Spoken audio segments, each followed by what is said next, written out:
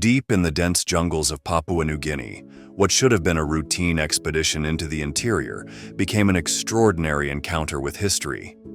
Beneath the emerald canopy, something was concealed, zealously guarded by time and the wilds. What would emerge from those depths would rewrite a chapter of World War II history and test everything one man thought he knew about this storied landscape. Brian Freeman, a former Australian Special Forces soldier and accomplished trekker, had hiked the historic Kokoda Trail numerous times. The 98-kilometer-long trail, which winds its way through the Owen Stanley mountain range, was already considered hallowed ground for Australians, a place where the sacrifices of soldiers who fought against Japanese forces during the Pacific War were remembered.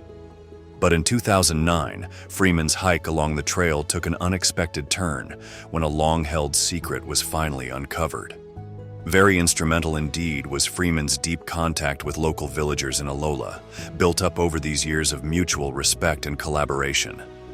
The location, he was one day shown by an elder, the true site of a big battle back in 1942, was hidden from view on the main trail by the clutching, eternal tightness of the jungle.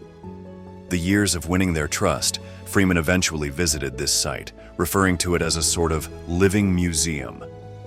This pristine battlefield, now identified as the site of the Battle of Yora Creek, was to the west, just 1 kilometer west and 450 meters beyond Yora village. Frozen in time, the site was a haunting reminder of the ferocious combat that had unfolded there. The battle raged from October 22 to 26, 1942, and took the lives of 148 soldiers, 79 Australians, and 69 Japanese. Freeman was not prepared for what he saw in that field. Cartridges everywhere, guns lying as they had at the moment of their owner's defeat, even the remains of soldiers who fell into the field. Among the relics that Freeman's team uncovered were machine guns, hand grenades, helmets, and water bottles. Most strikingly, they found the skeletal remains of a Japanese soldier, still propped against a tree with his helmet on, where he had died. There were 3 others like him lying nearby.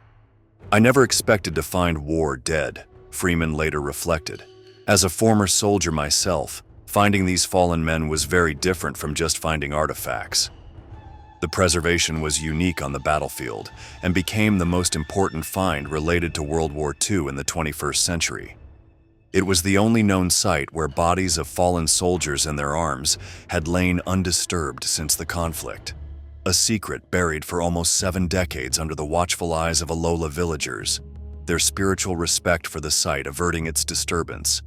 It was a rare chance to identify and repatriate the remains of the soldiers, finally giving closure to the families who had waited for decades. Visiting General Peter Cosgrave was awed by the importance of the site. His party discovered rifles, ammunition, and helmets using metal detectors, thus confirming it as an essential Japanese defensive position. Large rectangular rifle pits dotted the area, bearing testimony to heavy fighting that had taken place there.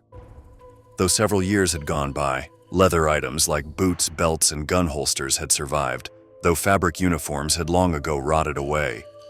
Among the important battles that were part of the Pacific War, the Battle of Yora Creek stands out. The diggers of the Australian 16th Brigade opposed a Japanese force that was well entrenched on high ground. Fighting uphill against a heavy machine gun fire, the Australians prevented the Japanese advance toward Port Moresby and therefore won a strategic victory for the Allies. But the cost was high. There were about 70 Australian soldiers killed and hundreds wounded. The Japanese, too, suffered heavy casualties, most of its dead buried in a mass grave while many were left where they lay.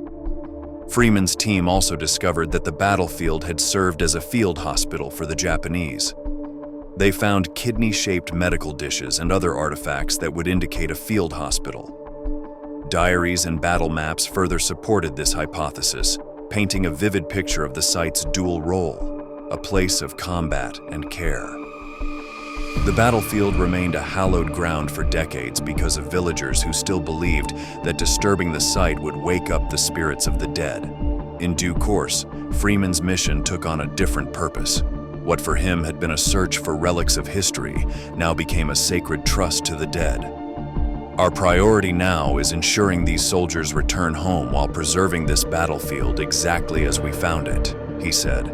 Identified Australian soldiers were to be returned to the Commonwealth War Graves Commission Cemetery in Port Moresby, while Japanese officials weighed options between repatriating their dead or building a memorial at Yora Creek. The discovery also brought into sharp focus the complex issues of preserving historical sites while addressing the needs of local communities.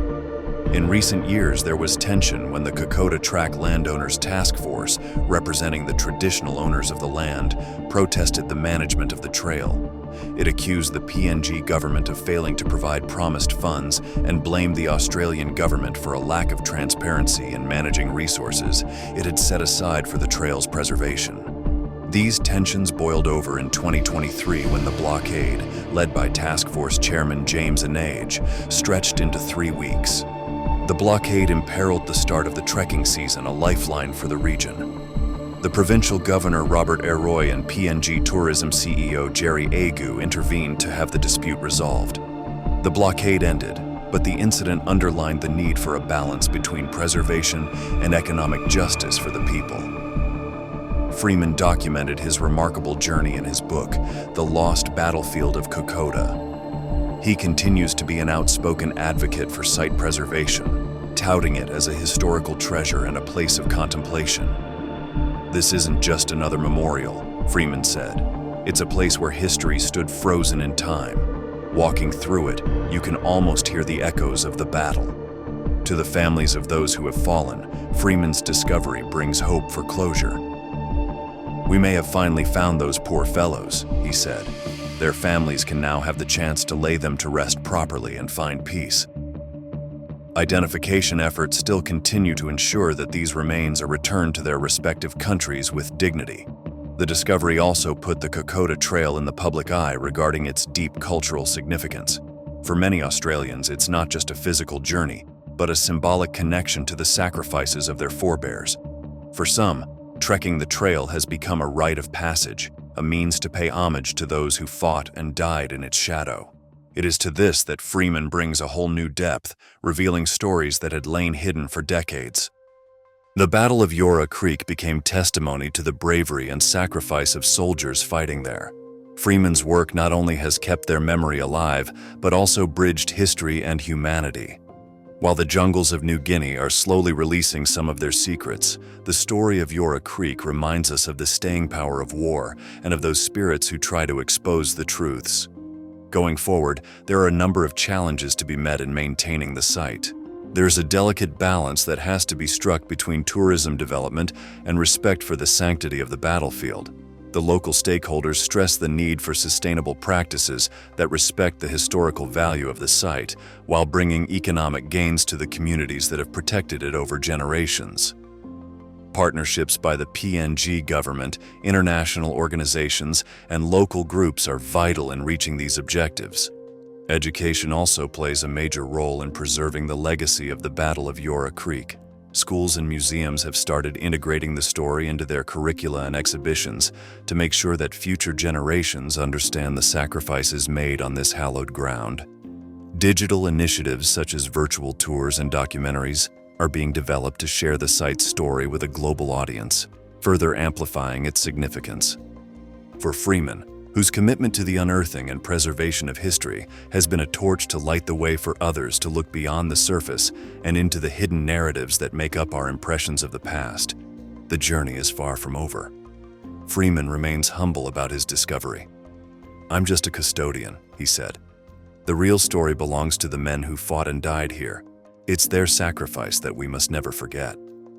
Many secrets lie in the jungles of Papua New Guinea, but one, the discovery of the Battle of Yora Creek, has made sure that at least this one will not be among them. Through Freeman's work and that of many others, this remarkable site is a beacon of remembrance, a place where history comes alive and the past keeps speaking to the present. In paying our respects to the dead, we recall the indomitable spirit of man and the perpetuity of memory.